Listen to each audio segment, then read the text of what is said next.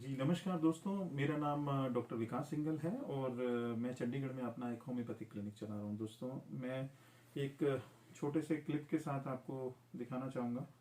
एक पेशेंट जिनका Google review हमारा सिद्धार्थ ललित के नाम से उन्होंने डाला हुआ है। This is about lichen प्लानस। But दोस्तों, मेरा आज का टॉपिक लाइकेन प्लानस नहीं है। मैं ये रिव्यू आपको इसलिए दिखा रहा हूँ, बहुत सारे पेशेंट्स जो हैं कई बार सोचते हैं कि ये रिव्यूज़ जो है वो शायद ऐसे ही डाल दिया गया, किसी ने ऐसे बता दिया होगा। तो बहुत सारे हमारे कॉम्पिटिटर्स हैं, बहुत सारे लोग ऐसे भी सोचते हैं कि ये रिव्यूज़ किस तरह से डाले जाते हैं। तो हमारे एक एक रिव्यूज़ के लिए हम लोग बहुत कॉन्शियस रहते हैं और केवल उन्हीं पेशेंट्स को हम रिव्यू लिखने के लिए बोलते हैं जहाँ पेशेंट को थोड़ा रिलीफ होता है।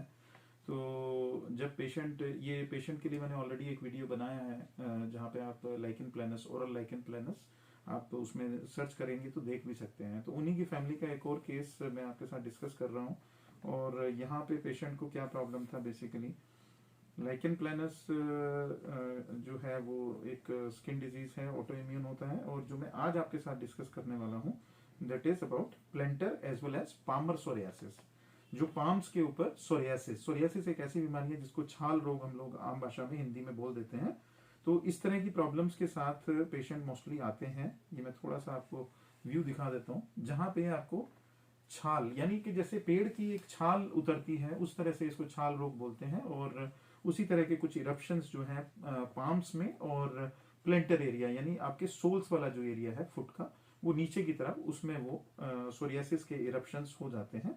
और जब पेशेंट ने हमारे पास ट्रीटमेंट लेना शुरू किया, ये तकरीबन 1.5 साल पुराना केस है।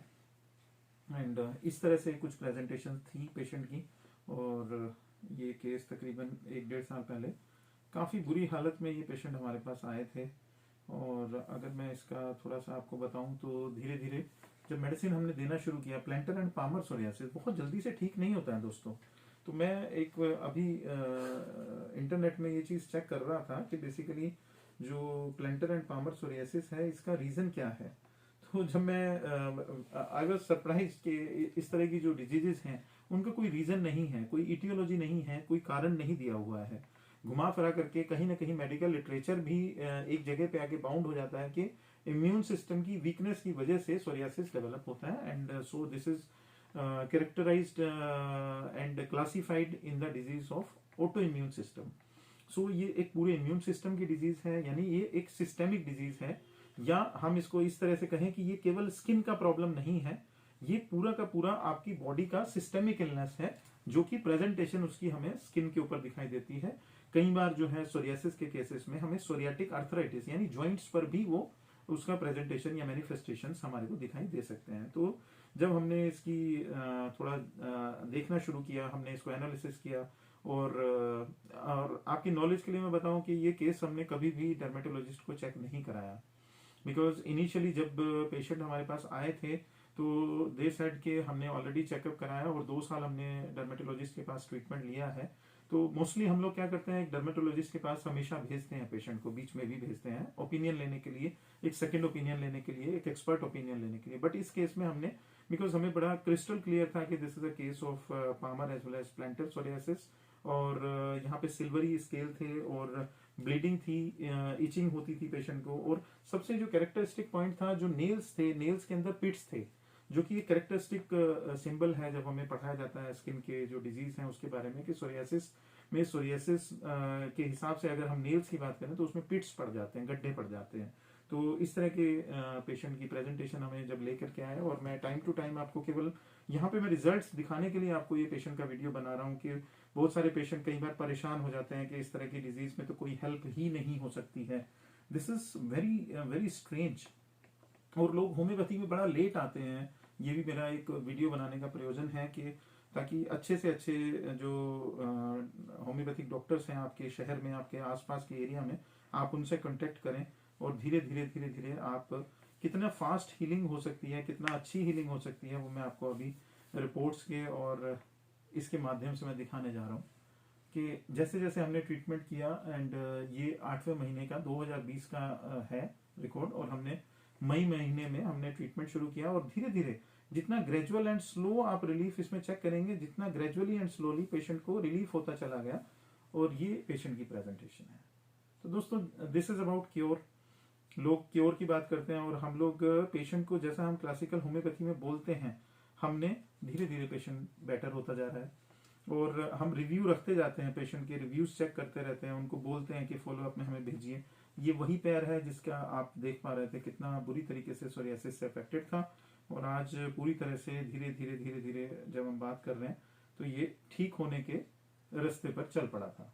लेकिन पेशेंट का जो पेशेंस है, यहाँ पर पेशेंट का जो पेशेंस है, मैं उसकी भी तारीफ करना चाहूंगा कि उन्होंने बड़ी ही शिद्दत से अपनी मेडिसिन लिए और बीच में मेडिसिन को ब्रेक नहीं किया। जब जब हमने मेडिसिन चेंज करने के लिए उनको बोला, बिकॉज दूर का केस था, this is a case from Karnal actually, तो करनाल से हमारे पास चंडीगढ़ आने में थोड़ा प्रॉब्लम रहता था, तो वीडियो कॉल में बात करना और धीरे धीरे धीरे ये इस तरीके से प्रेजेंटेशन टाइम टू टाइम, क्योंकि सोरियासिस में बहुत अच्छे रिजल्ट्स एकदम से नहीं मिलते हैं, ग्रेजुअली एंड स्लोली चेंज होता गया और चेंज होते होते मई जून में जाकर के जो पेशेंट था, वो पेशेंट का जो प्रेजेंटेशन हाथों की और दोनों पैरों की, वो प्रेजेंटेशन बिल्कुल चेंज होती चली गई और अभी पेशेंट धीरे धीरे धीरे, मैं लास्ट में आपको लेके जा रहा हूँ क्योंकि we are having number of pictures. इस पेशेंट के हमारे पास 250 से ज़्यादा पिक्चर्स हैं, तो जो लेटेस्ट पिक्स हैं वो मैं आपको शेयर कर रहा हूँ जहाँ पेशेंट पूरी तरह से ठीक है। एंड ये पेशेंट का सितंबर का पिक्चर है जिसमें पेशेंट ने टोटली हमारे को बताया कि आई एम फीलिंग 80-90% बेटर और जो हाथ हैं वो पूरी तरह से, उंगलियां जो हैं वो साफ हो गई हैं, नेल्स के ऊपर जो पिट्स थे वो तकरीबन 80-90% ठीक हो गए हैं।